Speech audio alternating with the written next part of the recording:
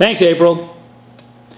Financial guru and fund manager Mike Riley has been following the sad state of pension funding in Providence for years. He's repeatedly called for the capital city to declare bankruptcy as the only realistic way out of the trap city managers have been laying for themselves for decades. His calls for an accurate assessment of the problem have not usually been dignified with a response of any kind from the mayor's office.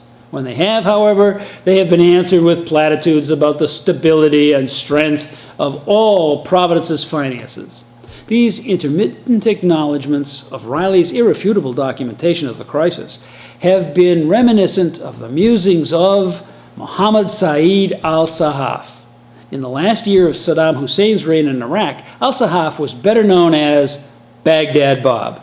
He was the English-speaking information officer who could always be depended upon for ringing predictions of death to America, even when armored elements of the U.S. 3rd Infantry Division were operating in the street directly below his camera position. This week, in his regular article for Go Local Prov, Mike Riley presented evidence of the fact that the city has been stonewalling.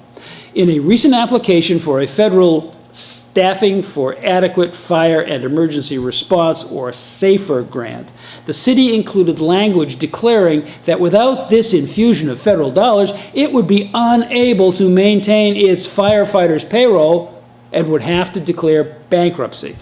Well, that's admission enough to melt the stone-cold heart of the most jaded DC bureaucrat. Riley's problem with that approach is that this declaration by the City of Providence directly contradicts its representations to prospective investors in its bonds. In other words, Mayor Elorza and company have been lying to the public about the city's financial condition by willfully misstating the value of its assets. Was the city so addicted to municipal bonds for short-term cash flow that it would say anything to get that next fix? Well, this shameful behavior might have elicited sympathy from the bureaucrats who manage the SAFER dollars, but it won't cause their counterparts at the Securities and Exchange Commission to cut them any slack. Folks, the city said it right out loud. They got nothing, and it's only a matter of time till the end. So, how do you think their next bond auction will go? Do you remember the handful of pensioners who got burned when Pawtucket filed for bankruptcy a few years back? How many do you think will be affected by this one? What's going to happen here? Will the Elorza administration fess up to the fact that they're deep in a hole and stop digging? Or will they give the Baghdad Bob approach one more try? April?